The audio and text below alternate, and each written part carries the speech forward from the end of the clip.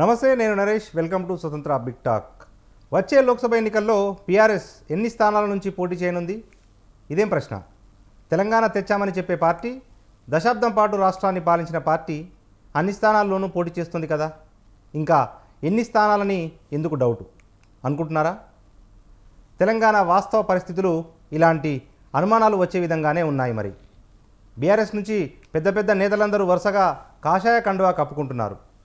ఇప్పటికే ఎంపీలు పోతుగంటి రాములు, బీబీ పాటిల్ బీజేపీలోకి వచ్చేగా, తాజాగా మాజీ ఎంపీ సీతారాం నాయక్, మాజీ ఎమ్మెల్యే జలగం వెంకట్రావు అదే బాటలో పయనిస్తున్నారు.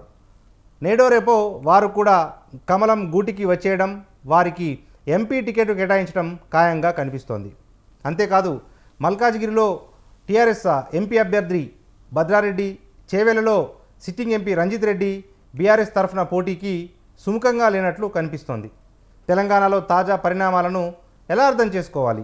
ఒక్కసారిగా బీఆర్ఎస్ నేతలందరూ ఎందుకు పార్టీ మారుతున్నారు? ఇంతకాలం గులాబీ కండువా కప్పుకొని ధీమాగా కనిపించిన వారిలో చాలామంది ఎందుకు పోటీకి వెనక్కి వస్తున్నారు? కారు నుంచి కమలానికి జరుగుతున్నవి నిజమైన వలసలా, లేక తెర వెనుక ఏదైనా మంత్రాంగం ఉందా? ఇవి అంశాలపై ఇవాల్టి బిగ్ టాక్లో చర్చిద్దాం.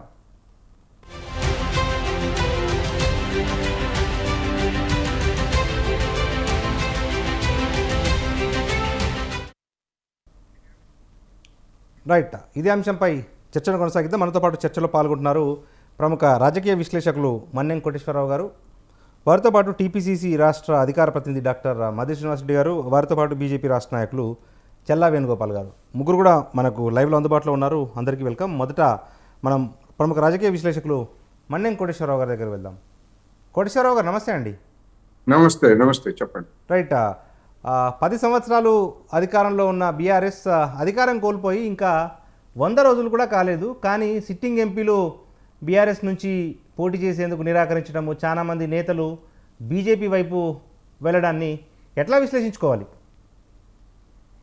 ఇప్పుడు 10 ఏళ్ల పాటు అధికారంలో ఉండి గత ఎన్నికల్లో ఓడిపోయినటువంటి బీఆర్ఎస్ వైపు నుంచి ఇతర పార్టీల వైపు చూడటం, ఆ పార్టీ ఎంపీలుగా ఉన్నవాళ్ళు కావచ్చు, లేదా ఇతర స్థానిక సంస్థల్లో ఉన్నవాళ్ళు కావచ్చు, ఇంతవరకు ఎమ్మెల్యేలు ఇంకా బయటపడలేదు.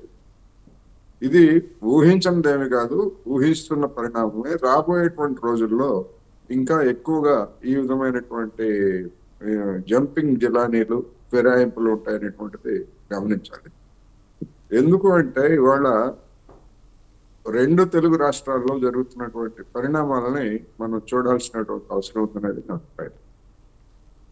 అక్కడ వైనాట్ 175 మాకు తిరుగులేదు అని చెప్తున్నటువంటి వైసీపీ నుంచి ఎమ్మెల్యేలుగా ప్రకటించిన వాళ్ళు, లేకపోతే ఎంపీలుగా పోటీ చేస్తారనుకున్నటువంటి వాళ్ళు కూడా మాకు సీట్లు వద్దు అని చెప్పేసి వైసీపీ నుంచి బయటపడుతున్నటువంటి పరిణామం మనం చూసాం. అక్కడ అధికారంలో ఉండి కూడా ఆ విధమైనటువంటి పరిణామం జరుగుతూ ఉంది. ఇక్కడ బీఆర్ఎస్ అధికారం కోల్పోయిన తర్వాత అలాంటి పరిణామం జరగడంలో ఆశ్చర్యం ఏమీ లేదు. అయితే ఆంధ్రప్రదేశ్ లో జరుగుతున్నటువంటి పరిణామం ఏంటంటే, వైసీపీ నుంచి తెలుగుదేశం, జనసేనలోకి వలసలు వస్తూ ఉంటాయి. ఇక్కడ తెలంగాణలో వచ్చేసరికి కాంగ్రెస్, కొంతమంది బీజేపీలోకి వెళ్తున్నారనేటువంటిది మనకి కనిపిస్తున్నటువంటి పరిణామం. ఎందుకు బీజేపీలోకి వెళ్తున్నారు అని అంటే, కాంగ్రెస్ లో అవకాశం లేనటువంటి వాళ్ళు ఉన్నంతలో బీజేపీలో చేరి తమ ప్రయోజనాలను రక్షించుకోవడానికి, కానీ ఓడినా గెలిచినా, ఓడతారో గెలుస్తారో అనేటువంటిది అది అసందర్భం ఉంది.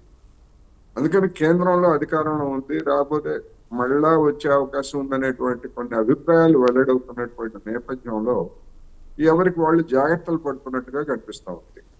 అయితే కొంతమంది చెప్తున్నట్టుగా బీఆర్ఎస్ వాళ్ళే ఇతర పార్టీల్లోకి తమ నేతలను పంపిస్తున్నారు అనేటువంటి అభిప్రాయంతో నేను విభేదిస్తాను. ఎందుకంటే అది ఆత్మహత్య సదృశ్యమైనటువంటి. అయితే అలాంటి పరిణామాలు రాజకీయాల్లో జరగవా అంటే జరిగాయి. ముఖ్యంగా ఆంధ్రప్రదేశ్ లో తెలుగుదేశం, బీజేపీ, అదేవిధంగా ఇప్పుడు తెలుగుదేశం, బీజేపీ, జనసేన కూటమిలో ఉన్నటువంటి పరిణామాలను చూస్తున్నప్పుడు తెలుగుదేశం వాళ్ళు కొంతమంది తమ నేతల్ని బీజేపీ గతంలో పంపించారు. 2014 ఎన్నికల్లో అదే విధమైనటువంటి పరిణామం జరిగింది. కొంతమంది తెలుగుదేశం మద్దతుదారులుగా ఉన్నటువంటి వాళ్ళని బీజేపీ పేరుతోటి పోటీ చేయించారు, గెలిపించారు, మంత్రి పదవులు కూడా ఇచ్చారు ఒక అతనికి. అదే విధంగా అటువంటి పరిణామం అక్కడ జరిగింది కనుక తెలంగాణలో కూడా బీఆర్ఎస్ అటువంటి ప్రయోగం చేస్తున్నది అనేటువంటి అభిప్రాయం ఉన్నది. కానీ అదైతే వాస్తవం కాదనేటువంటిది నా అభిప్రాయం. అలా పంపడం అంటే ఒక విధంగా చెప్పాలంటే అది అక్కడ అధికారం వచ్చినప్పుడు తెలుగుదేశానికి అది చెల్లింది, కానీ అధికారంలో లేనప్పుడు అలాంటి పరిణామాలు చేస్తే అది ఆత్మహత్య సదృశ్యం అవుతుంది ఏ రాజకీయ పార్టీకి అయినా. అందువల్ల వెళ్తున్నటువంటి వాళ్ళు తమంతట తాము వెళ్తున్నారు తప్ప ఎవరో ప్రత్యేకంగా పనిగట్టుకుని పంపిస్తున్నటువంటి వాళ్ళు కాదు అనేది నా అభిప్రాయం. రైట్ రైట్ మనతో పాటు చెల్లా వేణుగోపాల్ గారు ఉన్నారు, బీజేపీ రాష్ట్ర నాయకులు. వారితో అడిగి తెలుసుకుందాం. వేణుగోపాల్ గారు నమస్తే అండి. అందరికీ నమస్కారం అండి. రైట్ వేణుగోపాల్ గారు, ఏంటి ఇప్పుడు ఒకవైపు దేశంలో 400 స్థానాలకు పైగా ఎన్డీఏ కూటమి గెలుస్తుందని చెప్తున్న బీజేపీ, ఫిరేక్ బార్ మోడీ సర్కార్ అని చెప్తున్న బీజేపీకి అభ్యర్థులు లేక టీఆర్ఎస్ నుంచి వలసలను ప్రోత్సహిస్తున్నారు. టీఆర్ఎస్ సిట్టింగ్లను కానీ మాజీలను కానీ తీసుకొని బీజేపీ తరఫున బరిలోకి దింపుతున్నారు కదా. ఏంటి అసలు, అంటే నిజంగా బీజేపీకి అభ్యర్థులు దొరకకనా, లేకపోతే టీఆర్ఎస్ టార్గెట్గా బీజేపీ రాజకీయ అస్త్రాలను ప్రయోగిస్తోందా? ఎట్లా చూడాలి దీన్ని? అంతకంటే ముందుగా ప్రేక్షకులకు, వీక్షిస్తున్నటువంటి ప్రేక్షకులకు, ప్యానెల్ ఉన్నటువంటి పెద్దలకు అందరికీ మహాశివరాత్రి పర్వదినాన పండుగ సందర్భంగా శుభాకాంక్షలు. పోతే ఇప్పుడు మీరు చెప్తున్నటువంటి ఏదైతే ఈ జంపింగ్ జపాంగులు, దీనికి సంబంధించి ఇప్పుడే మన విశ్లేషకులు చాలా బాగా చెప్పారు. గతంలో జరిగినటువంటి విషయాన్ని కూడా బాగా ప్రస్తావించడం జరిగింది. ప్రస్తుతం తెలంగాణలో పరిస్థితి, భారతీయ జనతా పార్టీ అభ్యర్థులు కోసం అభ్యర్థులు లేకుండా ఉండడం, అభ్యర్థులు దొరకపోకుండా ఈరోజు బీఆర్ఎస్ ఎంపీల గురించి ఎదురు చూడడం అనేది అది వాస్తవంగా పరిస్థితి లేదు. కాకపోతే లక్ష్యం ఏంటంటే ఫిరేక్ బార్ మోడీ సర్కార్ అనేటువంటి నినాదంతో జరుగుతున్నటువంటి ఒక పెద్ద టాస్క్ లో భాగంగా ముఖ్యంగా సౌత్ ఇండియాలో పార్లమెంటు పోటీకి సంబంధించి గట్టి పోటీనిచ్చే అభ్యర్థులను నిలబెట్టడం అనేటువంటిది ఒక పెద్ద టాస్క్ తీసుకున్నారు మా రాష్ట్ర నాయకత్వం అనిపిస్తుంది. ఎందుకంటే ఇప్పుడు జహీరాబాద్ విషయంలో కూడా మా కేంద్ర మంత్రి కిషన్ రెడ్డి గారు కూడా స్థానిక కార్యకర్తల నాయకుల వద్ద కూడా నాయకుల స్టేట్ ఆఫీస్కి వెళ్ళి కూడా అడగడం జరిగింది. సో కానీ అక్కడ సిట్టింగ్ ఎంపీ అయినటువంటి పాటిల్ గారు మోదీ గారి యొక్క అభివృద్ధిని కానివ్వండి, మోదీ గారు మళ్ళీ దేశంలో ప్రధాని అవుతారని చెప్పని ఒక లక్ష్యం కానివ్వండి, ఏదో అతను తనకు అభివృద్ధికి సంబంధించి కొంచెం సెట్ అయ్యి ఆయన తిరిగి పార్టీలోకి రావడం, సిట్టింగ్ ఎంపీకి ప్రిఫరెన్స్ ఇవ్వడం జరిగింది. అదేవిధంగా నేను ఏమంటున్నా అంటే బీఆర్ఎస్ పార్టీకి సంబంధించిన నాయకులు మాత్రమే ఇటు బీజేపీకి కానీ అటు కాంగ్రెస్ కానీ జంపింగ్ జపాంగులు అవుతున్నారు. ఇప్పుడు దానికి సంబంధించి వాళ్ళని నిలువరించుకోవాల్సినటువంటి అవసరం బీఆర్ఎస్ పార్టీ నాయకత్వం మీద ఉంది. ఇప్పుడు బీఆర్ఎస్ పార్టీ గతంలో చెడపకురా చెడేవు అనే ఒక సామెత ఉంది. గతంలో 2018 ఎన్నికల్లో ప్రజలు ఇచ్చినటువంటి తీర్పుని శిరసావహించకుండా ప్రతిపక్ష పార్టీలో ఉన్నటువంటి కాంగ్రెస్ పార్టీని నిలువరించాలి, ఇక రాష్ట్రంలో ప్రశ్నించే గొంతుక ఉండకూడదు, ప్రతిపక్ష పార్టీలను, కుల సంఘాలను, మేధావులను, అదే విధంగా సామాజిక ఉద్యమం చేసే ఉద్యమకారులను ఎవ్వరు ప్రశ్నించకూడదు అనేటువంటి నియంతృత్వ పోకడతో తను చేసినటువంటి ఆ చెడపకురా చెడేవు అన్నటువంటి ఆ సామెతతో ఆయన చేసినటువంటి పని ఈ రోజు తిరిగి ఆయనకే చుట్టుకుందనేటువంటి వాస్తవాన్ని బీఆర్ఎస్ పార్టీ గమనించాలి. మనము ఒకరిని ఇబ్బంది పెట్టడం ఎప్పుడు ఎంత అధికారం అనేది శాశ్వతం కాదు. మనకు కావాల్సింది ప్రజల్లో ప్రజల్లో మనము చేసినటువంటి పనులు శాశ్వతం, ప్రజా నాయకుడుగా గుర్తింపు పొందడం శాశ్వతం. మీకు ఉద్యమ పార్టీగా, ఉద్యమ నాయకుడిగా మీరు పనిచేసినటువంటి తత్వానికి, మీరు శ్రమించినటువంటి ఆ యొక్క ఫలితానికి తెలంగాణ ప్రజలు కాంగ్రెస్ పార్టీని కాదని మీకు ఇస్తే, మీరు కాంగ్రెస్ పార్టీని అదే విధంగా కాంగ్రెస్ పార్టీతో కలిపి బోనస్ గా మిగతా పార్టీలను, అదే విధంగా ఉద్యమ నాయకులను, సంఘ నాయకులను, మేధావులను ఎవరిని ప్రశ్నించకుండా మీరు చేసినటువంటి ఆ యొక్క దుర్మార్గపు చర్యకు ఈ రోజు భారతీయ రాష్ట్ర సమితి ఈ రోజు సంబంధిత ఆ యొక్క కార్యానికి పునఃకార్యం జరుగుతున్నది. వాళ్ళకి నష్టము బిఆర్ఎస్ పార్టీ వాళ్ళే ఆలోచించాలి. రైట్ రైట్ రైట్ వస్తాను, తిరిగి మీ దగ్గరకు వస్తాను. మనతో పాటు టీపీసీసీ రాష్ట్ర అధికార ప్రతినిధి డాక్టర్ మద్రి శ్రీనివాస్ రెడ్డి గారు ఉన్నారు. శ్రీనివాస్ రెడ్డి గారు నమస్తే. నమస్తే అండి నరేష్ గారికి మరియు అక్కడ ఉన్న ప్యానల్ అందరికి కూడా నమస్తే అండి. అందరికి కూడా మహాశివరాత్రి శుభాకాంక్షలు. రైట్. ఏంటి శ్రీనివాస్ రెడ్డి గారు, అసలు ఏం జరుగుతుంది రాష్ట్ర రాజకీయాల్లో? అంటే ఇప్పుడు అటు జాతీయ పార్టీలైన బీజేపీ, కాంగ్రెస్ బీఆర్ఎస్ను టార్గెట్ చేసే రాజకీయాలు నడుస్తున్నట్టుగా కనిపిస్తూ ఉంది. ఎందుకంటే బీఆర్ఎస్ నుంచి వలసలను ప్రోత్సహిస్తున్నారు ఇద్దరు కూడా. మీరు కూడా ఒక ఎంపీని తీసుకున్నారు, పెద్దపల్లి ఎంపీని. బీజేపీ అయితే 2 ఎంపీలను తీసుకుంది, అభ్యర్థులు ప్రకటించింది, మరికొంతమందితో కూడా సంప్రదింపులు జరుపుతోంది. అంటే గతంలో కేసీఆర్ అయితే ఎలాంటి రాజకీయ క్రీడ నిలిపాడో ఇప్పుడు అదే విధానాన్ని కాంగ్రెస్ కూడా అవలంబిస్తుందా టీఆర్ఎస్ టార్గెట్గా? అంటే ఏం చెప్తారు? గులాబీ బాస్కి గులాబ్గిరి చేసినటువంటి నేతల్లో గుబులు స్టార్ట్ అయింది. వాస్తవంగా చెప్పాలి, వాళ్ళు ఏంటంటే వాళ్ళ బాస్కి గులాంగిరి చేయడం వల్ల పరిమితం అయిపోయారు. వాళ్ళు ఇవాళ వాళ్ళ యొక్క ఆస్తులను కానీ చిరాస్తుల్ని, స్థిరాస్తుల్ని, పదవులను కాపాడుకోవడం కోసం ఇలా బీఆర్ఎస్ నాయకుల యొక్క పార్టీ మార్పు, జంపింగ్ జపాంగ్ అనేది అనివార్యం అయిపోయింది. ఇవాళ నేను ఇంత ముందు నుంచి కూడా నేను గత 3 నెలల నుంచి ఒకటే చెప్తున్నాను. నేను వాస్తవం బీఆర్ఎస్ పార్టీ ఉండదు అని నేను మళ్ళీ మన్నెం కోటేశ్వరరావు గారు కూడా వేరే ఛానల్ మాట ఇద్దరం ఉన్నప్పుడు కూడా చెప్పాను. నేను మళ్ళీ చాలా స్పష్టంగా చెప్తున్నా సోదరెడ్డి ప్రేక్షకులకు, బీఆర్ఎస్ పార్టీ కనుమరుగు కావటం ఖాయం. ఎందుకంటే నాయకులతోటి క్యాడర్ పోతారని నేను అందరు యాసిస్ గా పోతారని నేను చెప్పట్లేదు, కానీ దానికి ఉన్న పరిస్థితులు అట్లే ఉన్నాయి. ఎందుకంటే ఇవాళ ఆ బాస్ ఏదైతే ఉందో కేసీఆర్ గారు రెస్ట్ తీసుకున్న పరిస్థితున్నారు. ఇవాళ కేటీఆర్ గారిని, అదేవిధంగా హరీష్ రావు గారిని, అంటే ఈ ఇద్దరు బిల్లా రంగాల్ని, బీఆర్ఎస్ సమితిలో బిల్లా రంగాల్ని నమ్మి ఎవ్వరు కూడా ఇవాళ బీఆర్ఎస్ పార్టీ ఉండట్లేరు. ఆ రోజు మంచో చెడో ఆ నాయకులందరూ ఏంటంటే కేసీఆర్ గారు నమ్మారు. ఇలా కేసీఆర్ గారు చరిస్మా మసకబారిపోవడంతో వాళ్ళందరూ ఖచ్చితంగా ఆయన దూరం అవుతున్నారు. ఇవాళ కొంతమంది ఆస్తులు కాపాడుకునే ప్రయత్నం కూడా చేస్తున్నారు. అది యథార్థంగా అందరికీ తెలిసిన విషయం. కాబట్టి ఖచ్చితంగా ఎవ్వరు కూడా ఇవాళ బీఆర్ఎస్ లో అభ్యర్థులు దొరకరు అని నేను ప్రతిసారి చెప్తున్నాను. బీఆర్ఎస్ పార్టీకి ఇప్పటికి కూడా చెప్తున్నాను, మా ఖమ్మం నుంచి నామనాగేశ్వరరావు గారు కూడా లాస్ట్ దాకా ఉంటేనే ఉన్నట్లే, ఇప్పుడు ఉన్నారు అని కూడా అనుకోవద్దు. మనం 80% కూడా బీఆర్ఎస్ పార్టీకి 17 మంది అభ్యర్థులు దొరికిన పరిస్థితి వస్తుంది. మనం చూసుకున్నట్టయితే వాళ్ళు బీఆర్ఎస్ ఆర్ఎస్ ప్రవీణ్ కుమార్ తోడు కూడా వాళ్ళు ఒక పొత్తు కుదుర్చుకున్నారు. వాళ్ళు అంటే బీఆర్ఎస్ బీఎస్పీ ఒక పొత్తు ఏర్పడింది మన తెలంగాణలో. కేసీఆర్ గారు ఏంటంటే తన ఎప్పుడైతే ఆయన ఒక్కడు గెలవడు, కనబడలేడు, నిలబడలేడు అనుకున్నప్పుడు ఖచ్చితంగా సిపిఎంనో, సిపిఐనో, లేదా కాంగ్రెస్ నో, టీడీపీనో గతం చూసుకుంటూ వస్తున్నాం. ఈ 2 సార్లు గెలిచినప్పుడు మాత్రమే ఆయన ఎవరు కూడా కలుపుకోలేదు. ఇప్పుడు ఖచ్చితంగా ఏంటంటే ఆయనకు అనివార్యం అయిపోయింది. పొత్తులు పొడవకుండా పొద్దు పొడిచినట్టు లేదు ఆయన పరిస్థితి వాళ్ళ కేసీఆర్ గారిది. కాబట్టి ఆయన పరిస్థితి అట్లుంది. ఇవాళ వాళ్ళ ఉన్న నాయకుల్ని కాపాడుకోవడం ఇవాళ బీఆర్ఎస్ అంటే బిల్లారంగం వల్ల కావట్లేదు. కేసీఆర్ గారు ఏమో వాళ్ళతో మాట్లాడట్లేదు ఇవాళ. ఎందుకంటే వాళ్ళు బీఆర్ఎస్ ప్రభుత్వంలో మేము ఫస్ట్ ఏం చెప్తున్నాం, కాంగ్రెస్ వాళ్ళు చాలా అవినీతికి పాల్పడింది. అవినీతికలో వందలు ఎక్కారు వాళ్ళు. ఇవాళ 1000 కోట్లు 100 కోట్లు సంపాదించుకున్నారు. వాళ్ళు అట్లాంటి జంపింగ్ జపాంగా తయారవుతున్నారు.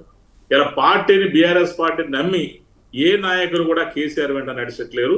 అసలు ఎవరైతే హరీష్ రావు, కేటీఆర్ అయితే అసలే నమ్మే పరిస్థితి. వాళ్ళని నాకు తెలిసి మరీ కేటీఆర్ అయితే ఎవరు కూడా ఒక నాయకుడిలాగా భావిస్తున్నారని నేను అనుకోవట్లేదు. ఎందుకంటే కేటీఆర్ ఏదో ఒక ప్రొఫెసర్ లాగానో లేకపోతే ఒక వైస్ ఛాన్సలర్ లాగానే భావిస్తారు తప్ప ఆయన ఒక నాయకుడిలాగా భావిస్తున్నారని మాత్రం ఎవరు అనుకోవట్లేదు.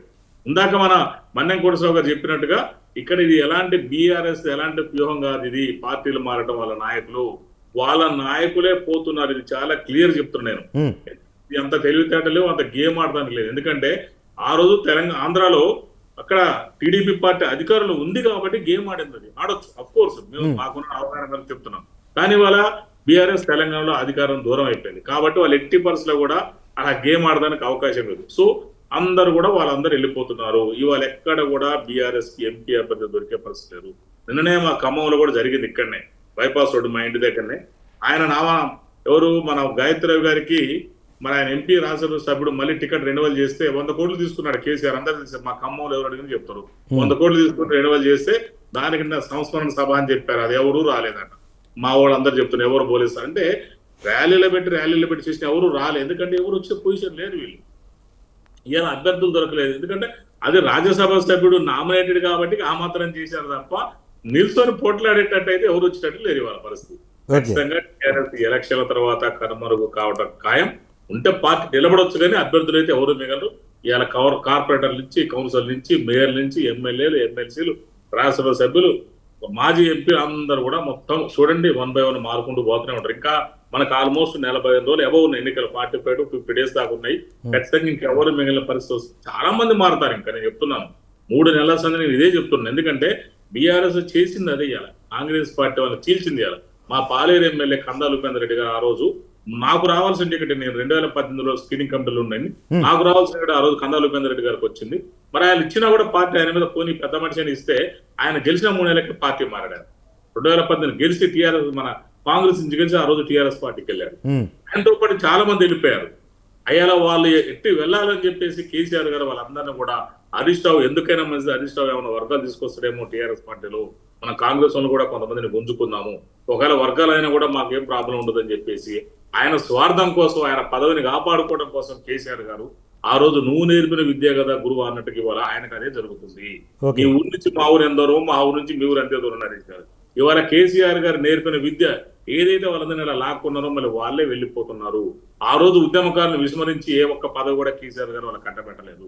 వలసలో వచ్చిన నేతలకు పారాచూట్ లాంచింగ్ అయిన వాళ్ళకి ఇచ్చారు, అందరు వెళ్ళిపోతున్నారు. అందరు వ్యాపారస్తులు, వాణిజ్యం చేసేవాళ్ళు, కోటీశ్వర్లు అందరు వెళ్ళిపోతున్నారు. మీరు దయచేసి సోదరుడి ప్రేక్షకులు గమనించాలి. ఇంకా ఎవరు ఉండరు. నాకు తెలిసి ఇంకా 10-15 రోజులల్లో వాళ్ళ పార్టీ తరఫున అభ్యర్థులు కూడా కరువు రావడం ఖచ్చితంగా చూసుకోండి. ఎందుకంటే 10 సంవత్సరాల పాటు పాలించినటువంటి బీఆర్ఎస్ కి ఎంత దుస్థితి పట్టిందో తెలంగాణ ప్రజలకు స్పష్టంగా అర్థం చేసుకోవాలని తెలియజేస్తుంది. రైట్. మనతో పాటు రాజకీయ విశ్లేషకులు మన్నెం కోటేశ్వరరావు గారు ఉన్నారు. సార్ కోటేశ్వరరావు గారు, అంటే ఇప్పుడు బీఆర్ఎస్ విషయమే కాదు, గతంలో కాంగ్రెస్ తరఫున పనిచేసిన కేంద్ర మంత్రులు కానీ, ముఖ్యమంత్రులు కానీ ఓటమి పాలు అయిపోయిన తర్వాత చాలామంది, మొన్నటికి మొన్న మహారాష్ట్రలో మాజీ ముఖ్యమంత్రి అశోక్ చవాన్ కూడా బీజేపీ తీర్థం పుచ్చుకుంటున్నాడు. ఎందుకు సార్ అంటే ఇప్పుడు వాళ్ళు వ్యక్తిగతంగా ఎమ్మెల్యేలుగా గెలిచినా, ఎంపీలుగా గెలిచినా కూడా, గెలిచే సత్తా ఉన్నా కూడా అధికార పార్టీ వైపుకు వెళ్లేందుకే ప్రిఫరెన్స్ ఇస్తూ ఉన్నారు. అంటే కొందరు మీరు అన్నట్టుగా అక్రమాస్తులు అనుకోండి, అట్లా కాకుండా అధికారంలో లేకపోతే మాకేం పనులు జరగవు, మా నియోజకవర్గం అభివృద్ధి కాదన్న ఒక పరిస్థితి దేశవ్యాప్తంగా తయారైనట్టుగా కనిపిస్తూ ఉంది. ఏమంటారు సార్? ఇప్పుడు అభివృద్ధి అనేటువంటిది పైకి చెప్పేటువంటి సాకు తప్ప, ఒక కాన్స్టిట్యున్సీలో గెలిచి, ఒక పార్టీలో గెలిచి, అధికార పార్టీలో చేరినంత మాత్రాన అభివృద్ధి కనుక చెందేట్లయితే ఈ పార్టీకి దేశం మొత్తం లేదా ఉభయ తెలుగు రాష్ట్రాలు ఎంతో అభివృద్ధి చెంది ఉండేవి. అది ఎక్కడ, అదంతా ఒక సాకు మాత్రమే. ఎందుకంటే అధికారం చుట్టూతా రాజకీయాలు నడవడం అనేటువంటిది దేశంలో పెరిగిపోయింది. అది తారాస్థాయికి చేరింది. మీరు చూడండి, ఇది ఒక ఏదో తెలుగు రాష్ట్రాల్లోనే జరుగుతున్నటువంటి పరిణామం కాదు. ఇప్పుడు కేరళలో నిన్నగాక మొన్న కేరళ మాజీ ముఖ్యమంత్రి, కాంగ్రెస్ మాజీ ముఖ్యమంత్రి, 4 సార్లు ముఖ్యమంత్రిగా చేసినటువంటి కరుణాకరన్ అనేటువంటి మాజీ ముఖ్యమంత్రి కూతురు పద్మజ వేణుగోపాల్ అనే ఆమె ఆ రాష్ట్ర కాంగ్రెస్ నాయకురాల్లో ఒకరు. ఆమె బీజేపీలో చేరారు నిన్నగాక మొన్న. ఇప్పుడు రాహుల్ గాంధీ మీద పోటీ చేస్తారనేటువంటి వార్తలు వస్తున్నాయి వైనాడ్ కాన్స్టిట్యున్సీలో. అదే విధంగా మరొక మాజీ ముఖ్యమంత్రి, కేరళ మాజీ ముఖ్యమంత్రి ఏకే ఆంటోనీ, ఆయన కొడుకు బీజేపీలో చేరాడు. బీజేపీలో చేరి బీజేపీ అభ్యర్థిగా ఒక కాన్స్టిట్యున్సీలో పోటీ చేస్తున్నాడు. అందువలన కాంగ్రెస్ లో గతంలో ఉన్నటువంటి వాళ్ళైనా, లేకపోతే ఇతర పార్టీల్లో ఉన్నటువంటి వాళ్ళైనా, వాళ్ళ యొక్క స్వార్థ ప్రయోజనాలు, వ్యాపార ఆర్థిక పరమైనటువంటి లబ్ధి లేదా పదవి కాంక్ష ఇలాంటివే ప్రధానంగా పనిచేస్తున్న నేపథ్యంలో ఈ విధమైనటువంటి ఫిరాయింపులు జరుగుతున్నాయి. అందువలన ఇది దేశవ్యాప్తంగా, అది గతంలో కాంగ్రెస్ అటువంటి సంస్కృతిని ప్రోత్సహించింది, ఇప్పుడు బీజేపీ అంతకంటే ఎక్కువగా ప్రోత్సహిస్తా ఉంది. ఇప్పుడు మన మిత్రుడు, బీజేపీ మిత్రుడు చెప్పారు, దక్షిణాదిన పార్టీ బలపడాలంటే, 4 సీట్లు తెచ్చుకోవాలంటే బలమైనటువంటి వాళ్ళని మేము ఆలోచిస్తున్నాము అని. అంటే బీజేపీ చెప్పేటువంటి విలువలు సిద్ధాంతానికి తిలోదకాలు ఇచ్చి ఎవరు గెలిస్తే, ఏ పార్టీ నుంచి వస్తే ఆ పార్టీలో గెలుపు రాళ్ళని మేము చేర్చుకుంటామని చెప్పడమే. ఇది పక్కా అవకాశవాదం. బీజేపీకైనా, ఏ పార్టీకైనా నేను చెప్తా ఉంది. బీజేపీని ప్రత్యేకంగా ఎందుకు చెప్పాల్సి వస్తుందంటే, మాది డిఫరెంట్ పార్టీ అని చెప్పేసి చెప్పుకుంటుంది కనుక బీజేపీనే చెప్పాలి. ఇవాళ ఆంధ్రప్రదేశ్ లో కూడా జరుగుతున్న పరిణామం అదే.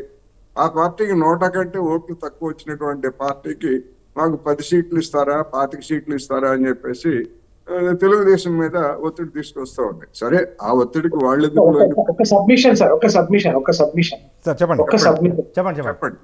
ఇప్పుడు విశ్లేషకులు గారు చెప్పేది అక్షరాల కరెక్టే, కానీ గతంలో భారతీయ జనతా పార్టీని అడ్డంగా పెట్టుకుని సౌత్ లో ఎంతమంది నాయకులు ఏ విధంగా మా బీజేపీ పార్టీని ఇబ్బంది పెట్టారనేది అన్ని విషయాలు కూడా అవి కూడా మాట్లాడాలి. ఓకే ఇప్పుడు టీడీపీ పార్టీ గతంలో పొత్తుతో బీజేపీ పొత్తుతో లాభం పొందిందా లేదా? మీరు ఇప్పుడు 100 కంటే ఓట్లు తక్కువ వచ్చింటే భారతీయ జనతా పార్టీ ఆంధ్రప్రదేశ్ లో, ఇప్పుడు తెలంగాణలో ఇదే మాట అన్నారు, బీజేపీ ఎక్కడ ఉంది అన్నారు. ఈ రోజు బీజేపీ 8 సీట్లు వచ్చినాయి, 14% ఓట్లు వచ్చినాయి. మీరు ఇట్లా భారతీయ జనతా పార్టీని బలోపేతం అవుతున్న సందర్భంలో మేము గతంలో అనుభవాలను పునరావృతం కాకుండా మేము జాగ్రత్త పడుతున్నాం.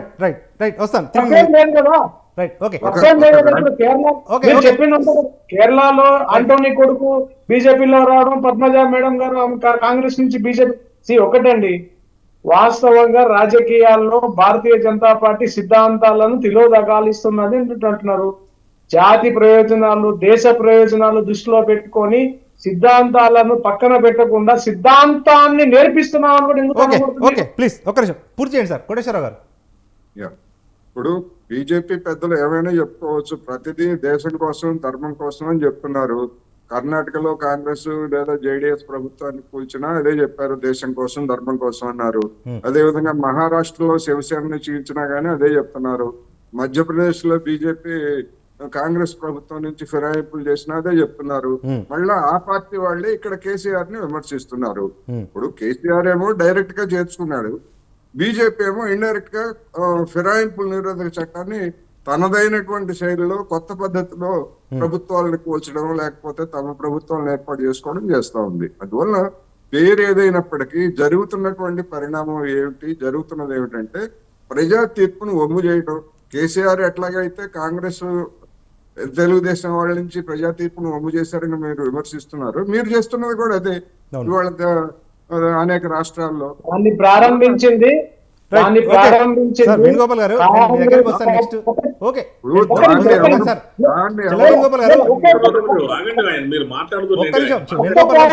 కోటేశ్వరరావు గారు పూర్తి చేసిన తర్వాత మీరు కౌంటర్ చేయొచ్చు. నెక్స్ట్ మీకే ఉంది, మనకు చాలా సమయం ఉంది. ఒక నిమిషం కోటేశ్వరరావు గారు ప్లీజ్. కోటేశ్వరరావు గారు మాట్లాడారు, మాట్లాడలేదు కదా. మీరు చెప్పండి, అన్ని రాసుకుంటున్నాం, మేము విద్యార్థులాగా రాసుకుంటున్నాం. రాసుకోండి మీరు. ఇప్పుడు ఎవరు ప్రారంభించినా ఆ ప్రారంభించిన దాన్ని నేను సమర్థించట్లేదు. కాంగ్రెస్, నేను ఇందాకే చెప్పాను, అధికార మార్పిడుల్ని లేదా ఫిరాయింపుల్ని గతంలో కాంగ్రెస్ ప్రోత్సహించిందని కూడా చెప్పాను, మీరు విన్నారో లేదో. ఇప్పుడు అంతకంటే ఎక్కువగా బీజేపీ చేస్తా ఉందని చెప్తున్నా. ఎవరు ప్రారంభించినా తప్పే. వాళ్ళు ప్రారంభించారనే సాగుతోటి వాళ్ళని అడ్డం పెట్టుకొని మీరు లేకపోతే ఇంకొకళ్ళు పాపం చేస్తే ఇంకా మీరు చెప్పేటువంటి విలువలకి వలువలకి తేడా ఏముందని నా ప్రశ్న. మీరు ఎందుకంటే పార్టీ బీజేపీ డిఫరెంట్ అని ట్యాగ్ లైన్ పెట్టుకుంటారు కదా, ఏం డిఫరెంట్ అది నా ప్రశ్న. డిఫరెంట్ ఏం లేదు, మీరు కూడా అధికారం కోసం అవసరమైనటువంటి అడ్డదారులన్నీ తొక్కుతున్నారు. ఇదేనా విమర్శ? దాన్ని మీరు స్వీకరిస్తారా లేదా, లేదా దానికి భిన్నమైనటువంటి వ్యాఖ్యానం చెప్తారనేది మీ ఇష్టం. నేనైతే నేను ఆర్గ్యూ చేయవచ్చు.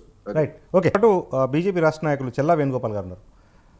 వేణుగోపాల్ గారు, ఇప్పుడు నిజంగా సరే ఏ పార్టీ అయినా రాజకీయ పార్టీ అంటే అధికారంలోకి రావాలని ఉంటుంది, కానీ పార్టీని సిద్ధాంతాన్ని ప్రచారం చేయడం ద్వారా, పార్టీని బలోపేతం చేయడం ద్వారా అధికారంలోకి రావడం ఒకటి, పార్టీ ప్రాతినిధ్యం అంటే చట్టసభలో ప్రాతినిధ్యం పెంచుకోవటం ఒక విధానం. మరొక విధానం ఏంటంటే బలంగా ఉన్న ఇతర పార్టీల నాయకులను పార్టీలో చేర్చుకోవటం రెండో విధానం.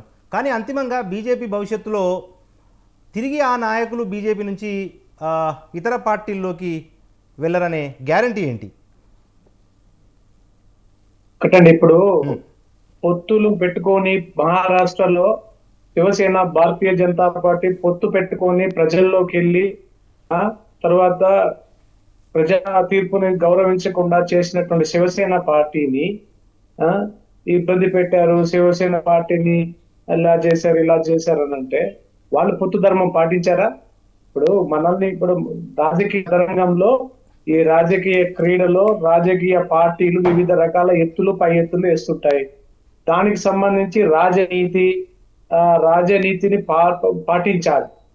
భారతీయ జనతా పార్టీ రాజనీతిని పాటిస్తుంది అని నేను సగర్వంగా చెప్పుకోగలను. ఏదైనా కానీ మీరు చెప్పినట్టుగా వచ్చిన వాళ్ళు ఉంటారా, వెళ్ళిపోతారా? వచ్చిన వాళ్ళు వాళ్ళ ఉద్దేశానికి సంబంధించి వాళ్ళ ఉద్దేశం నెరవేరినంత వరకు నెరవేరదు అని తెలిసినంత వరకు వెళ్ళిపోతే దాన్ని మనం ఏం చేయలేం. వాళ్ళని కట్టడి చేయాల్సిన బాధ్యత సంబంధిత నాయకులకు ఉండాలి. సరే, ఇక వెళ్ళిపోయిన వాళ్ళని మనం ఏం చేయాలి అంటే, ఇప్పుడు మనం ఆలోచించాల్సిన విషయం ఏంటంటే,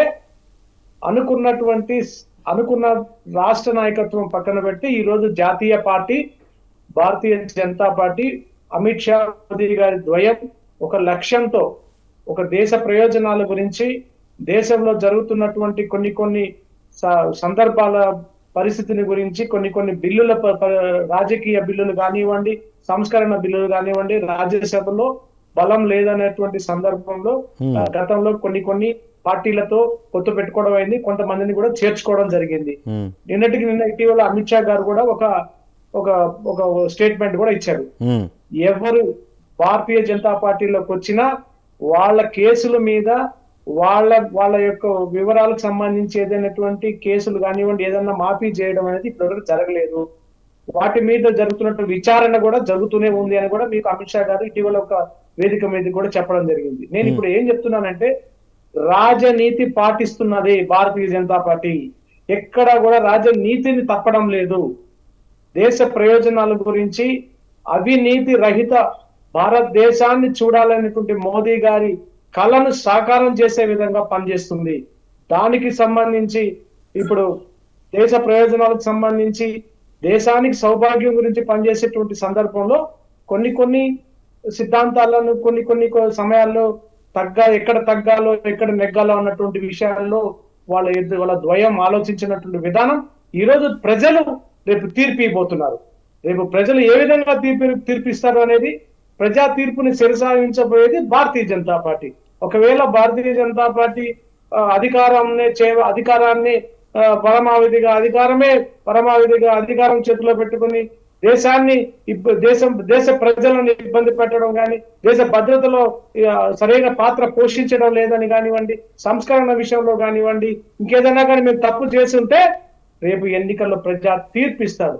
కానీ ప్రస్తుత పరిస్థితులలో కాంగ్రెస్ పార్టీకి కూడా అర్థమైపోయింది, వాళ్ళతో ఉండేటువంటి కూటమిలకు కూడా అర్థమైపోయింది.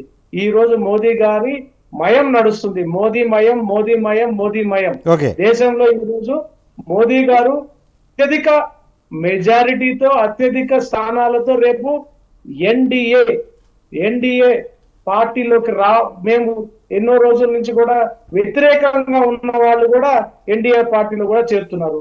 భారతదేశానికి సంబంధించి పార్టీకి బలోపేతం చేసుకోవడం, ఎన్డీఏ బలోపేతం చేసుకునే లక్ష్యంలో మా నేతలు ఆహ్వానించడం కూడా జరుగుతుంది. సో ఇవన్నీ ఒక ప్రొసీజర్, రాజకీయంలో ఇది కామన్. దానికి సంబంధించి నేను ఒక్క విషయం అయితే గట్టిగా చెప్తున్నాను. మన ప్రధానమంత్రి మోదీ గారు రాజనీతిని తప్పకుండా అంటే రాజనీతి అనే ఒక మంచి సామర్థ్యంతో పనిచేస్తున్నారు అనేటువంటిది జరుగుతుంది దేశంలో అనేటువంటి ఖచ్చితమైనటువంటి మాటనైతే నేను చెప్పగలను.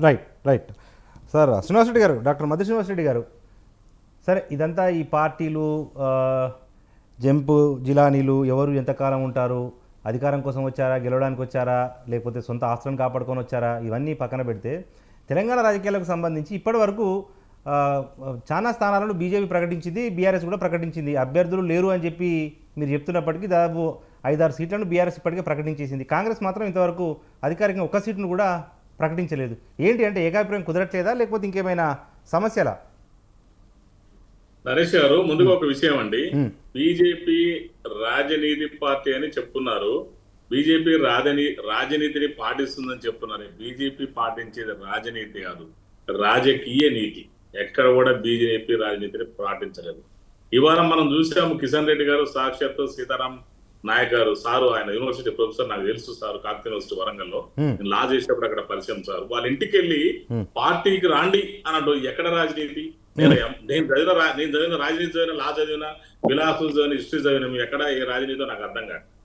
పార్టీ ఇళ్లకి వెళ్ళి అడగడం అనేది. ఇప్పుడు వాళ్ళు వస్తే జాయిన్ చేయించుకోవడం మీరు, ఎందుకంటే సిద్ధాంతాలు నచ్చో, రాద్ధాంతాలు నచ్చో, వ్యక్తులు నచ్చో, వ్యవస్థ నచ్చో, ఏదో ఒక మేరకు వాళ్ళు వస్తే చేర్చుకోవడం వేరు. సాక్షాత్తు రాష్ట్ర అధ్యక్షుడు, ఒక కేంద్ర మంత్రి, ఎంపీ ఆయన ఇంటికి వెళ్ళి వాళ్ళని ప్రవోక్ చేయడం కాదా?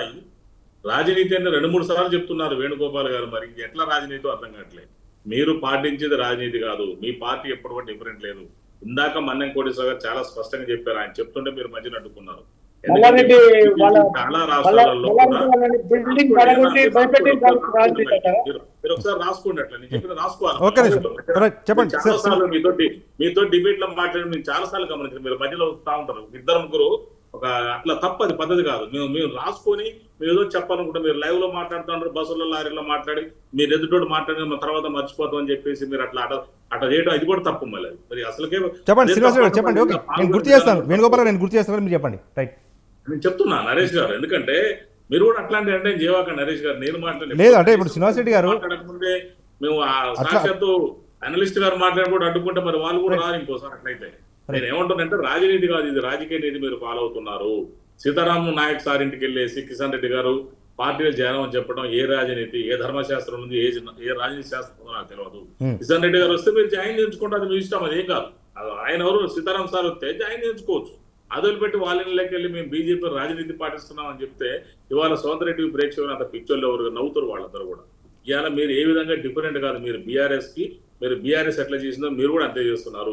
బీఆర్ఎస్ గానీ బీజేపీ గాను రెండు ఒకే విధానంలో అవలంబించినవి.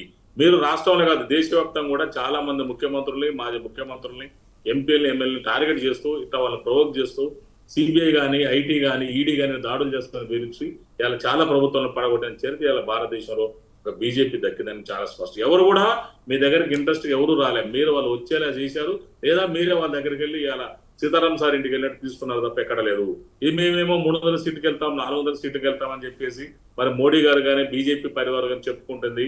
ఇది చాలా సిగ్గుచేటు. ప్రజలందరూ కూడా అధికారం ఉండబట్టి భయపెట్టి బెదిరించి చేర్చుకుంటున్నారు తప్ప ఎవరు కూడా బీజేపీ మీద అభిమానం లేదు.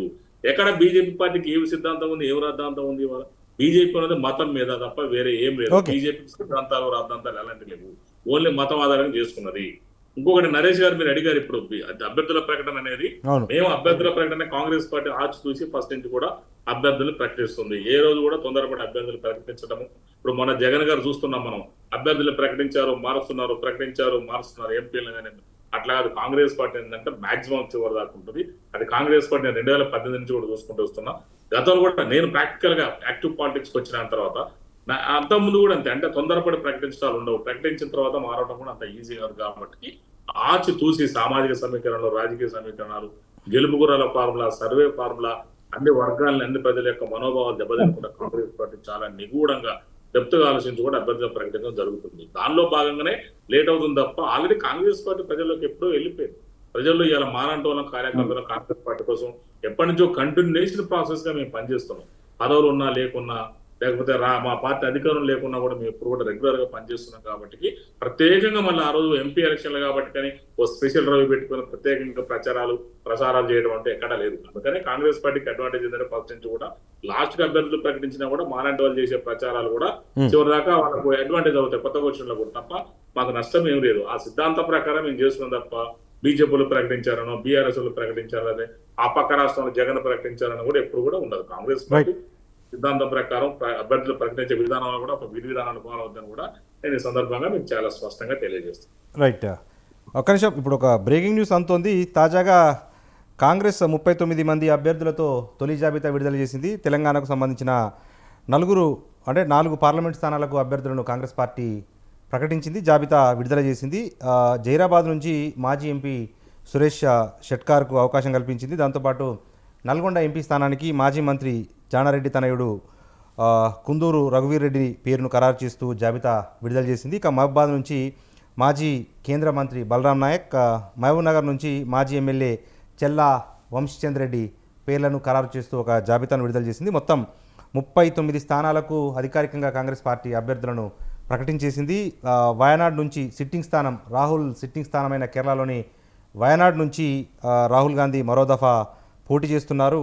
ఆసక్తికరమైన విషయం ఏంటంటే ఇండియా కూటమిలో వామపక్షాలు కూడా ఉన్నాయి. అక్కడ ఇప్పటికే వామపక్షాలు వయనాడులో అభ్యర్థిని ప్రకటించేశాయి. సిపిఐ అగ్రనేత అన్నే రాజాను ప్రకటించారు. అన్నే రాజా ప్రచారం కూడా వయనాడులో ప్రారంభించారు. కానీ ఇప్పుడు రాహుల్ గాంధీ మరోసారి అదే స్థానం నుంచి పోటీ చేస్తున్నట్లుగా జాబితా విడుదలైంది. దీనికి సంబంధించి చర్చను కొనసాగిద్దాం. మనతో పాటు ప్రముఖ రాజకీయ విశ్లేషకులు మన్నెం కోటేశ్వరరావు గారు ఉన్నారు. సార్ కోటేశ్వరరావు గారు, అంటే లేటెస్ట్ అప్డేట్, కాంగ్రెస్ 39 మంది అభ్యర్థులతో జాబితా విడుదల చేసింది. కేరళలో దాదాపు 14-15 స్థానాలకు అభ్యర్థులను కాంగ్రెస్ పార్టీ ప్రకటించేసింది. ఇంకా ఇండియా కూటమి విచ్ఛిన్నమైనట్టేనా? ఎట్లా చూడాలి దీన్ని? ఇప్పుడు ఇండియా కూటమి విచ్ఛిన్నం కావడానికి కేరళలో కాంగ్రెస్ సిపిఎం పరస్పరం పోటీ పడటానికి సంబంధం లేదు. కేరళలో ఆ విధమైనటువంటి పరిస్థితి ఉంటుందని సిపిఎం కి కాంగ్రెస్ కి రెండింటికి తెలుసు. ఎందుకంటే గత అసెంబ్లీ ఎన్నికల్లో కూడా రెండు పార్టీలే ప్రధానంగా పోటీ పడ్డాయి. అందువలన ఇండియా కూటమి అనేటువంటిది బీజేపీని గద్దెదించడానికి లేదా బీజేపీ యొక్క పాలనని వ్యతిరేకించడానికి అనేటువంటి ఒక విశాల లక్ష్యంతో ఏర్పడినటువంటి ఒక కూటమి. అందుకనే ఆ కూటమిలో ఎన్నికల సర్దుబాట్లు స్థానికంగా ఇప్పుడు బెంగాల్ ఉన్నది. బెంగాల్లో టీఎంసీను కాంగ్రెస్ మధ్య చర్చలు జరుగుతున్నాయి అనేటువంటి వార్తలు వస్తున్నాయి. లేదు, అట్లాంటిది ఏమీ లేదనేటువంటి వార్తలు వస్తున్నాయి. అట్ ది సేమ్ టైమ్ మరి టీఎంసీ కూడా ఇండియా కూటమిలో ఉన్నది. అయినప్పటికీ అక్కడ ఎట్టి పరిస్థితుల్లోనూ టీఎంసీని బలపరిచే సమస్య లేదు. వస్తే కాంగ్రెస్ తోటి మేము కాంగ్రెస్ ను సర్దుబాటు చేసుకొని మేము పోటీ చేస్తామని సిపిఎం ముందే ఎప్పుడో ప్రకటించింది. అదే విధంగా కేరళలో కూడా వాళ్ళకి సొంతంగా బలం ఉన్నటువంటి సిపిఎం కి మేమే అధికారంలోకి రాగలము, మేమే గెలుచుకోగలం అనేటువంటి అభిప్రాయం అక్కడ ఉన్నది. అందువల్ల అక్కడ ఎవరు గెలిచినా గానీ ఇండియా కూటమిలోనే ఉంటారు దేశ రాజకీయాల్లో వచ్చేసరికి. అందువలన అదేమి కొత్త పరిణామం కాదు. లేకపోతే దాంతో ఇండియా కూటమి విచ్ఛిన్నమైంది అనేటువంటి దానికి కూడా ఆ విధంగా మనం చెప్పాల్సినటువంటి అవసరం లేదు. ఇంకొకటి, మన బీజేపీ మిత్రుడు వేణుగోపాల్ గారు రాజనీతి గురించి చెప్తున్నారు. ఓకే, రాజనీతి అనేటువంటిది గుజరాత్ ఉదంతాల సందర్భంగా అటల్ బిహారీ వాజ్పేయి గారే రాజధర్మం పాటించండి మహానుభావ అని చెప్పేసి మన నరేంద్ర మోడీ గారికి చెప్పాల్సి వచ్చింది. అంటే ఏమిటి దాని అర్థం ఏమిటి? నువ్వు రాజధర్మం పాటించలేదు గుజరాత్ లో జరిగినటువంటి పరిణామాల్లో అని చెప్పేసి మందలించడం ఒక విధంగా. సరే, నరేంద్ర మోడీ గారు అంగీకరించారా లేదా ఏం చేశారనేటువంటి ఒకటైతే, ఆ ఉదంతాల్లోనే అత్యాచారానికి గురయ్యి అత్యాచారం చేసినటువంటి వాళ్ళు శిక్షలు పడ్డది, వాళ్ళకి లైఫ్ సెంటెన్స్ పడింది బిల్కినే పాస్ అనేటువంటి ఆమె కేసులో. ఆ కేసులో ఆ శిక్షలు పడినటువంటి వాళ్ళు సత్ప్రవర్తన కలిగినటువంటి బ్రాహ్మణులు అనేటువంటి పేరుతోటి వాళ్ళకి శిక్షలు తగ్గించి గుజరాత్ గవర్నమెంట్ వాళ్ళని విడుదల చేస్తే ఆ కేసు సుప్రీంకోర్టుకు వెళ్తే సుప్రీంకోర్టు చివాట్లు పెట్టి వాళ్ళందరినీ తిరిగి జైలుకి పంపిస్తారా లేదా అంటే జైలుకి పంపించింది. మరి అక్కడ రాజధర్మం ఏమైంది? కోర్టు శిక్ష వేసి అత్యాచారం చేసినటువంటి నేరంలో శిక్షలు వేస్తే వాళ్ళు మారు మనసు పుచ్చుకున్నా లేదా సత్ప్రవర్తన కలిగినటువంటి బ్రాహ్మణులు అనేటువంటి పేరుతోటి విడుదల చేసేటప్పుడు రాజధర్మం నరేంద్ర మోడీ గారికి లేదా ఆయన వారసులుగా ఉన్నటువంటి గుజరాత్ ప్రభుత్వానికి తెలియదు.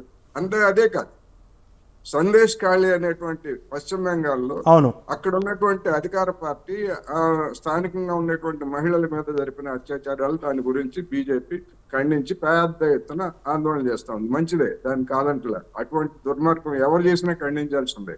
కానీ అదే బీజేపీ అక్కడ ఉన్నటువంటి ప్రభుత్వాన్ని తప్పుపడుతున్నటువంటి బీజేపీ తమ పాలనలో ఉన్నటువంటి మణిపూర్ లో 2 మహిళల్ని నగ్నంగా ఊరేగించి అత్యాచారం జరిపి నగ్నంగా ఊరేగించిన దాని మీద ఇంతవరకు ఏమైనా అయ్యో పాపం అనేటువంటి మాట వినిపించిందా? ఎందుకని? బెంగాల్లో ఒక రాజధర్మం లేదా రాజనీతి, తమ పాలనలో ఉన్నటువంటి మణిపూర్ లో ఒక రాజనీతినా? మరి అదే విధంగా ఉత్తరప్రదేశ్ లో జరిగినటువంటి హత్రాస్ ఘటన ప్రపంచవ్యాప్తంగా సంచలనం కలిగించింది. అందువలన రాజనీతి, రాజధర్మం ఇట్లాంటి కబుర్లు చెప్పడానికి తప్ప అలాంటి ఏమీ లేదు. మొత్తం అనుచితమైనటువంటి పద్ధతుల్లో వ్యవస్థలన్నింటినీ దెబ్బతీస్తున్నారు. ఇలాంటి పనులు చేస్తూ 370 కాదు 570 సీట్లు తెచ్చుకున్నా దేశానికి ఏం ఒరగబెడతారు అనేటువంటిదే ప్రశ్న. అందువలన ఏమైనా చెప్పుకోవచ్చు కానీ రాజనీతి లేదు, రాజధర్మం లేదు, దుర్నీతి తప్ప మనకు ఎక్కడ కనపట్లేదు అనేటువంటిది నాకు. Right right right sir Venugopal గారు, ఇక తెలంగాణ ఎన్నికల విషయానికి వస్తే ఎట్లా ఉండబోతా ఉన్నాయి? అంటే అసెంబ్లీ ఎన్నికల్లో ఆశించిన మేర బీజేపీ పర్ఫామ్ చేయలేకపోయింది. సరే, గతంలో 3 ఎమ్మెల్యే సీట్లు ఉంటే ఇప్పుడు 8 వరకు పెరిగింది, కానీ బీజేపీ చెప్పినట్టుగా 30-40 సీట్లు వస్తాయని చెప్పి అంచనా తప్పింది. మరి ఈ పార్లమెంటు ఎన్నికల్లో మీ అంచనాలు ఏంటి? ఇప్పుడే మాట్లాడుతూ విశ్లేషకులు మాట్లాడుతున్నటువంటి కొన్ని అంశాలను ఒకే ఒక పాయింట్ లో కంక్లూడ్ చేస్తాను. ఓకే. సంబంధిత రాజనీతి గురించి, పలు రాష్ట్రాల్లో జరిగినటువంటి వివిధ విషయాల గురించి చర్చిస్తూ మాట్లాడారు. దానికి సంబంధించి ఏదన్నా డిబేట్ ఉంటే నేను దానికి రెడీ మాట్లాడడానికి. సంబంధించిన విషయాన్ని మాట్లాడదాం సార్, మాట్లాడదాం. ఇప్పుడు 500 సీట్లు వచ్చినా 370 కంటే ఎక్కువ వచ్చిన, అంటే ప్రజా తీర్పుని మీరు అవహేళన చేస్తున్నట్టుగా మాట్లాడినట్టు నాకు అనిపిస్తుంది. అంటే ప్రజా తీర్పు ఇప్పటి వరకు రాలేదు. ఒకవేళ రేపు ప్రజా తీర్పు 370 సీట్లు పరిశీలికి వచ్చినాయంటే, ఎన్ని సీట్లు వచ్చినా కానీ ప్రజాస్వామ్యంలో జరుగుతున్నటువంటి ప్రజలిచ్చే తీర్పుని మీరు వ్యతిరేకిస్తున్నట్టే. ఇవన్నీ సంఘటనలు చెప్పడం ఒక వ్యక్తి అయితే, మీరు ఇది దుర్నీతి, ఎక్కువ సీట్లు వచ్చినా అది ప్రజా తీర్పుని మీరు శిరసావించకుండా ప్రజా తీర్పుని మీరు అవహేళన చేసినట్టు నాకు అనిపించింది. పాయింట్ నేను చెప్పదలుచుకున్నా. తర్వాత కాంగ్రెస్ పార్టీకి సంబంధించినటువంటి వ్యక్తులు ఏదో పేపర్ మీద రాసుకున్నారు. నాకు పేపర్ మీద రాసుకునే అలవాటు ఉంది. ప్రస్తుతము నేను వేరే ఒక దగ్గర ఉన్నాను, నాకు ఇక్కడ ఎటువంటి లేదు కాబట్టి రాసుకోలేకపోయాను. పదే మీరు పేపర్ రాసుకున్న విద్యార్థి అని అంటున్నారు. నేను మీకు ఒక సమాధానం చెప్తున్నాను. మతం మతం మతం అని అంటున్నారు. మన దేశం హిందూ దేశం, మన మతం హిందూ మతం. అట్లా అని చెప్పని మైనారిటీలను కానివ్వండి, ఇంకొకరిని తక్కువ చేసి హేళన చేసి మాట్లాడినటువంటి సందర్భాలు ఎక్కడ భారతీయ జనతా పార్టీ చేయలే. అదే మన మతాన్ని కించపరిచి మాట్లాడిన వాళ్ళని మటుకు మీరేం అనలేరు. ఎందుకంటే మీకు వాళ్ళ ఓట్లు కావాలి, అంతేగాని వేరే ఇంకేం కాదు. మేము మతం గురించి మాట్లాడతాం, బరాబర్ మాట్లాడతాం. సనాతన ధర్మం గురించి మాట్లాడతాం. ధర్మానికి ఎక్కడైనా అన్యాయం జరిగితే మాట్లాడేది భారతీయ జనతా పార్టీ. అది ప్రజలు రేపు అధికారంలో లేకుండా ప్రతిపక్షంలో కూర్చోబెట్టినా కూడా మేము మతం గురించే మాట్లాడతాం, సనాతన ధర్మం గురించే మాట్లాడతాం. ఇక తెలంగాణ విషయానికి వస్తే, గతంలో జరిగినటువంటి పొరపాట్లని, గతంలో జరిగినటువంటి వ్యూహాల ఫలితంగా కొంత గొప్ప రాష్ట్రకత్వం కానీ దేశ నాయకత్వం కానీ 9 స్థానాల్లో ఇప్పటికి ఎంపీ స్థానాలని ఆల్రెడీ ప్రకటించడం జరిగింది. రెండవ లిస్టు కూడా అతి త్వరలో రాబోతుంది. ప్రజల్లోకి ఆల్రెడీ వికసిత భారత్ పేరిట బస్సు యాత్రలు క్లస్టర్ వారీగా జరిగింది. అదేవిధంగా లాభార్థి సంపర్క్ అభియాన్ అనేటువంటి ఒక అంశం తీసుకున్నాము. లబ్ధిదారులు కలవడం జరిగింది. అదేవిధంగా బూత్ స్వయం శక్తీకరణ అని చెప్పి రేపు అమిత్ షా గారు ఎల్బీ స్టేడియంలో మాకు ప్రత్యేకమైనటువంటి బూత్ అధ్యక్షులతో కూడా సమ్మేళనం ఏర్పాటు చేయబడుతుంది. అంటే భారతీయ జనతా పార్టీ ప్రజల్లో ఆల్రెడీ జరిగినటువంటి అభివృద్ధి సంబంధించినటువంటి పథకాలకు సంబంధించిన లబ్ధిదారులతో కలవడం కానీ ఇవన్నీ కూడా ఒక ప్రత్యేకమైన ఎజెండాతో మా కేంద్ర మంత్రివర్యులు కిషన్ రెడ్డి గారు, రాష్ట్ర అధ్యక్షులు కిషన్ రెడ్డి గారు ఒక ప్రత్యేకమైనటువంటి శైలిలో వర్క్ జరుగుతుంది. మాకు ఖచ్చితంగా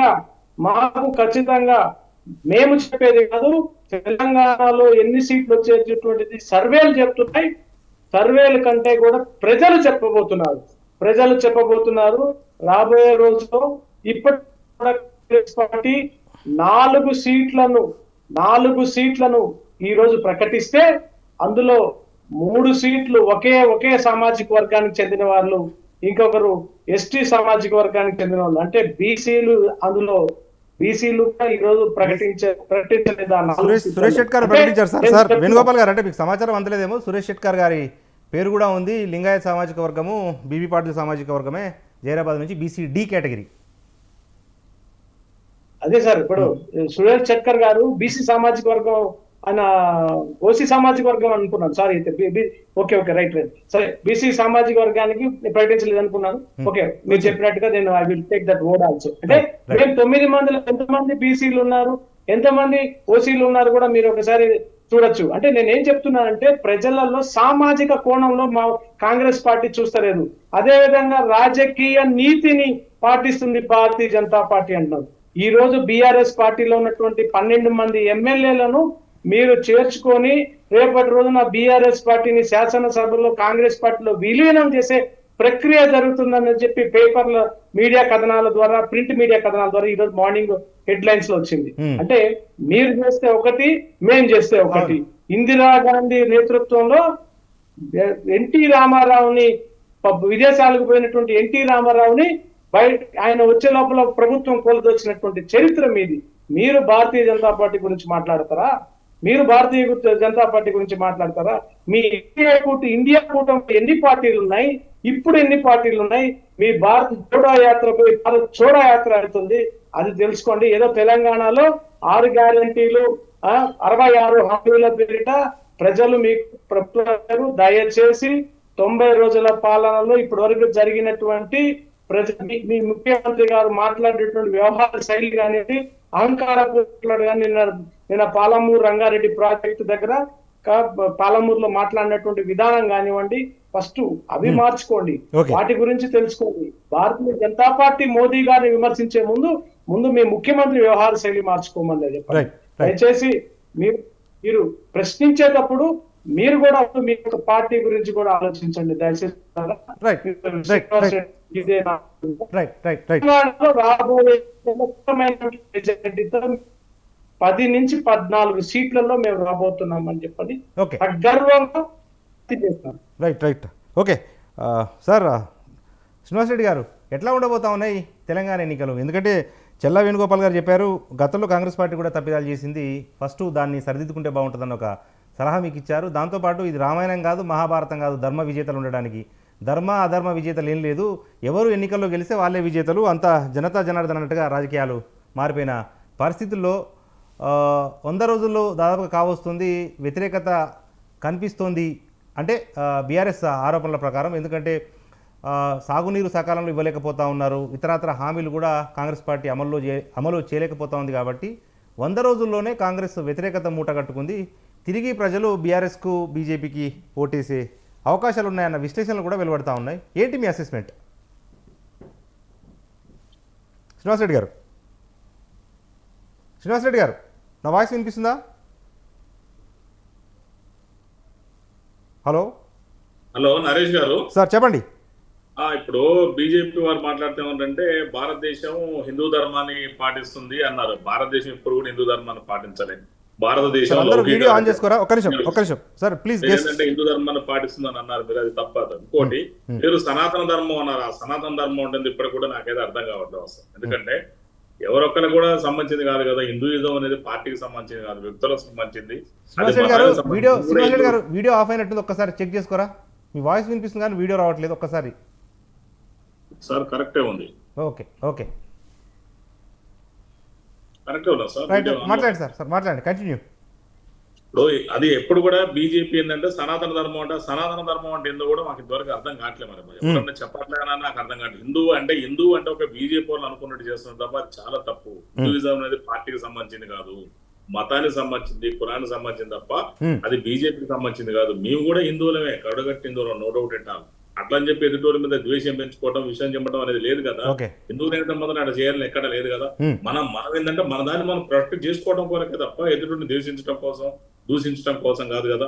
ఇంకోటి, ఇప్పుడు ఇందాక కోటేశ్వర గారు మాట్లాడితే ఏమంటే వాళ్ళని 300 సీట్లు వచ్చినా 400 సీట్లు వచ్చినా వేస్తూ వాళ్ళు రాజకీయంగా ఒక లెక్కలో లేదంటే దాన్ని వేణుగోపాల్ గారు విమర్శించారు.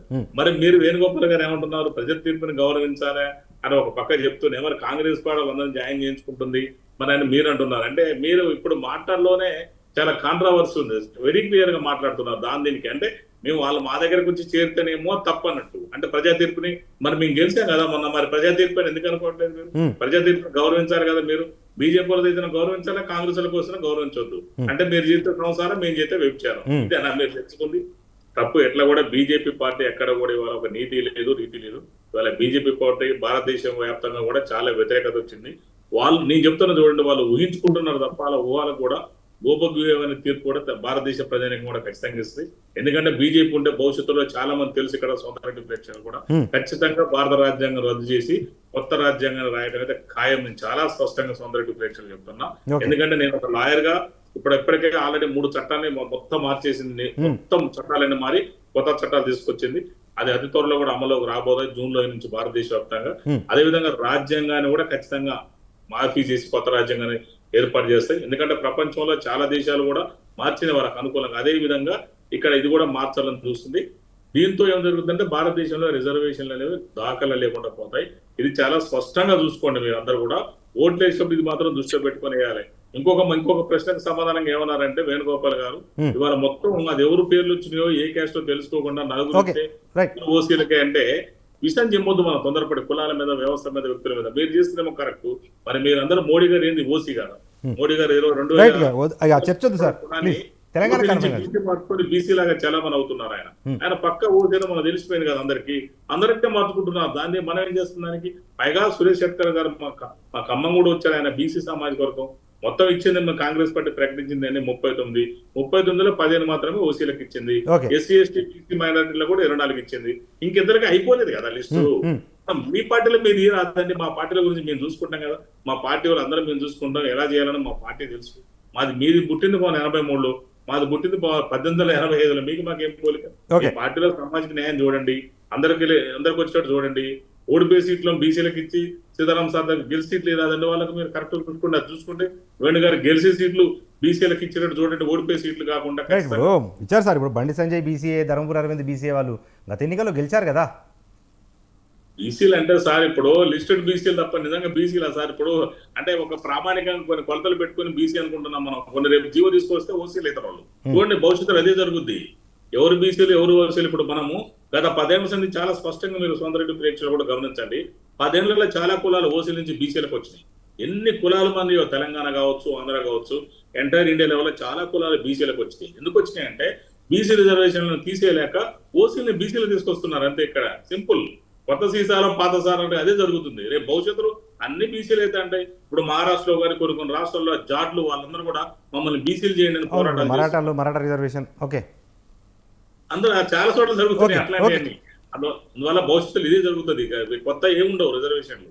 కానీ బీజేపీ అధికారుల కొత్త మాత్రం చాలా ప్రమాదకరంగా ఉంది. వచ్చే పార్లమెంట్ ఎన్నికల మొత్తం చాలా స్పష్టంగా చెప్తున్నా, వాళ్ళ కోటేస్తే మాత్రం రాజ్యాంగం పోవటం ఖాయం, రిజర్వేషన్ పోవడం కూడా ఖాయం. కాబట్టి వాళ్ళని ఓడించడం మనకు మార్గం తప్ప వేరే మార్గం లేదు. వాళ్ళ కులాల పిచ్చి లేపి మతాల పిచ్చి లేపి జనాన్ని ఒక మత్తులో ఉంచి అధికారంలో దోసుకోవాలని చూస్తున్నారు తప్ప వేరే కార్పొరేట్ సంస్థలు దోషిపెట్టే విధానం విధులే తప్ప వాళ్ళకి ఏం లేదని కూడా సోదరెడ్డి ప్రేక్షకులు చాలా స్పష్టంగా తెలియజేస్తారు. Right, thank you.